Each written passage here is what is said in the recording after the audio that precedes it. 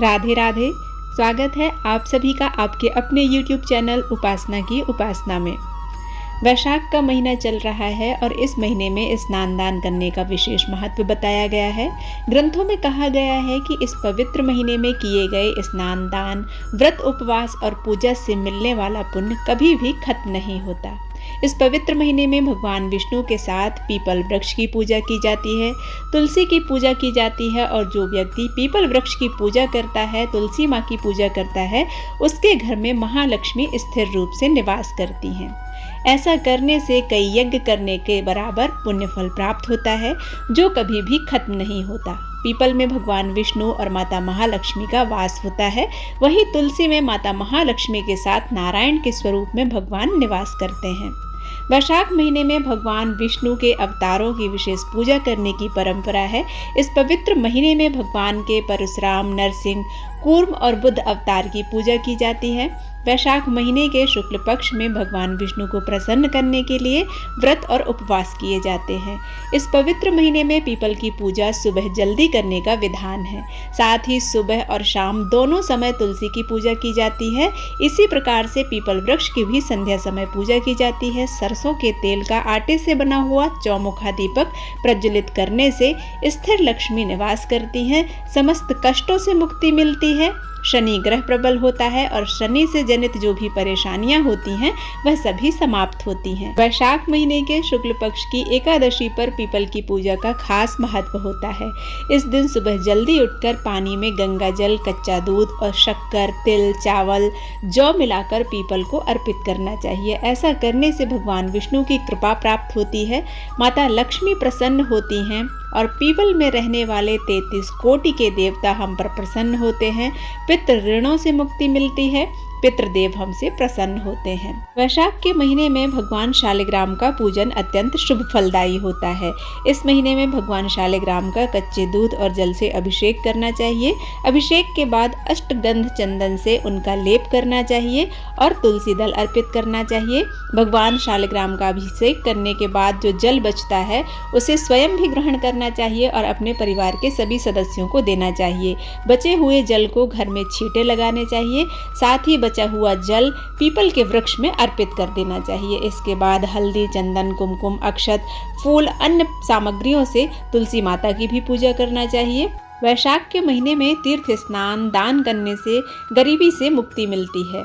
यह भी माना जाता है कि जितना पुण्य हर तरह के दान और कई तीर्थों के दर्शन से मिलता है, उसके बराबर पुण्य वैशाख महीने में जल दान करने से मिलता है। इसलिए इस महीने में तुलसी और पीपल को रोज जल अर्पित करना चाहिए। साथ ही लोगों को पानी पिलाकर उनकी सेवा करना चाहिए। इस प्रकार से भगवान विष्णु की सेवा अपने आप हो जाती है और वैशाख मास का पूर्ण फल प्राप्त होता है। इस महीने में पीपल वृक्ष की पूजा करने से महालक्ष्मी अति शीघ्र प्रसन्न होती हैं। इसलिए यथासंभव यदि हो सके तो हर दिन पीपल वृक्ष की सुबह 8 बजे से लेकर 10 बजे के बीच पूजा कर लेना चाहिए। शनिवार के दिन पीपल को स्पर्श करना चाहिए, बाकी अन्य दिनों में आप दूर से ही खड़े होकर जल अर्पित करके उनसे प्रार्थना कर सकते हैं। पीपल वृक्ष की पूजा करने से माता महालक्ष्मी अति शीघ्र प्रसन्न होती हैं। इससे संबंधित एक पौराणिक कथा है। एक गांव में एक साहूकार रहता था। साहूकार की एक बेटी थी। वह प्रतिदिन पीपल सींचने जाती थी। पीपल के वृक्ष में लक्ष्मी जी निवास करती थीं। पीपल में से लक्ष्मी जी प्रकट होती और चली जाती।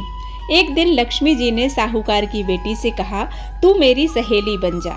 तब लड़की ने कहा कि मैं अपने पिता से पूछकर कल बताऊंगी। साहूकार की बेटी ने घर जाकर अपने पिता को सारी बात बता दी। तब उसके पिताजी बोले, वह तो लक्ष्मी जी हैं, तू तो लक्ष्मी जी की बात मान ले, अपने को और क्या चाहिए, तू लक्ष्मी जी की सहेली बन जा। दूसरे दिन वह लड़की फिर गई। तब लक्ष्मी जी पीपल के पेड़ से निकल कर आई और कहा, सहेली बन जा। तो लड़की ने कहा, बन जाऊंगी, और दोनों पक्की सहेलियां बन गई। लक्ष्मी जी ने सहेली से कहा कि सखी, तू कल मेरे घर भोजन पर आना। भोजन का न्योता दिया। घर आकर लड़की ने माँ पिताजी को कहा कि मेरी सहेली लक्ष्मी जी ने मुझे खाने का न्योता दिया है। तब लड़की के पिता ने कहा कि सहेली के जीवने जाइयो, पर घर को संभाल कर जाना। तब वह लक्ष्मी जी के यहाँ जीमने गई तो लक्ष्मी जी ने उसे शाल ओढ़ने के लिए दिया, रुपए दिए, सोने की चौकी, सोने की थाली में 36 प्रकार के भोजन जिमा दिए। जीम कर जब वह जाने लगी तो लक्ष्मी जी ने पल्ला पकड़ लिया और कहा कि हे सखी, मैं भी तेरे घर जीमने आऊँगी। तो उसने कहा, सखी जरूर आना। वह घर जाकर चुपचाप बैठ गई। तब पिता ने पूछा कि बेटी, सहेली के यहाँ जीम कर आई और तू उदास क्यों बैठी है? तो उसने कहा, पिताजी, मेरे को लक्ष्मी जी ने इतना दिया, अनेक प्रकार के भोजन कराए, परंतु मैं कैसे जिमाऊंगी उन्हें? मैं उनकी आव भगत कैसे कर पाऊंगी? अपने घर में तो कुछ भी नहीं है। तब उसके पिताजी ने कहा कि गाय के गोबर और पीली मिट्टी से चौका लगाकर घर की सफाई कर लेना।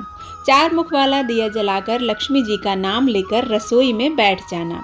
लड़की ने अपने पिताजी के कहे अनुसार घर की साफ सफाई करके हाथ में लड्डू लेकर बैठ गई। उसी समय उस नगर की रानी नहा रही थी। उसका 9 लखा हार चील उठाकर ले गई और लड़की के घर वह 9 लखा हार डाल गई और उसके लड्डू ले गई। बाद में वह हार को लेकर बाजार गई और सामान लाने लगी तो सुनार ने कहा कि क्या चाहिए? तब उसने कहा कि सोने की चौकी, सोने का थाल, लाल चुनरी दे दे, मोहरें दे और सामग्री दे। 36 प्रकार का भोजन हो जाए इतना सामान दे। सारी चीजें लेकर बहुत तैयारी करके और रसोई बनाई। फिर लक्ष्मी जी को बुलाया। आगे आगे गणेश जी और पीछे पीछे लक्ष्मी जी आईं। उसने फिर चौकी पर आसन बिछाया और कहा, सहेली चौकी पर बैठ जाओ। जब लक्ष्मी जी ने कहा, सहेली चौकी पर तो राजा महाराजा के भी नहीं बैठी, किसी के भी नहीं बैठी, तो उसने कहा कि मेरे यहाँ तो सखी बैठना पड़ेगा। तो वह फिर लक्ष्मी जी चौकी पर बैठ गईं। तब उसने बहुत खातिरदारी की। जैसे लक्ष्मी जी ने उसकी खातिरदारी की थी, वैसे ही उस सखी ने भी लक्ष्मी जी की खातिरदारी की। लक्ष्मी जी अपनी सखी पर बहुत खुश हुईं। घर में खूब अन्न धन के भंडार भर गए और लक्ष्मी जी ने आशीर्वाद दिया कि जो कोई भी लक्ष्मी जी की बैठी हुई तस्वीर की पूजा करेंगे, उसके घर में लक्ष्मी माँ सदैव निवास करेंगी। हे लक्ष्मी जी, जैसे तुमने साहूकार की बेटी को दिया, वैसा सबको देना। कहते सुनते हुंकार भरते अपने सारे परिवार को देना। पीहर में देना, ससुराल में देना, बेटे पोते को देना।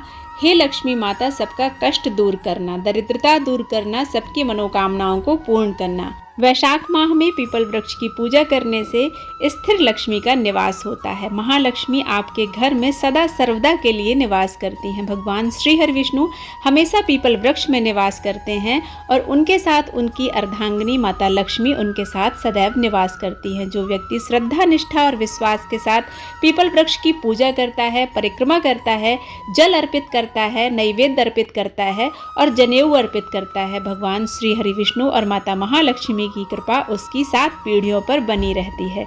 उम्मीद करती हूँ यह कथा आप सभी को पसंद आई होगी। यदि पसंद आती है तो आप इसे लाइक करें, शेयर करें और सब्सक्राइब करना बिल्कुल ना भूलें। मिलते हैं एक नए वीडियो के साथ, तब तक के लिए राधे राधे।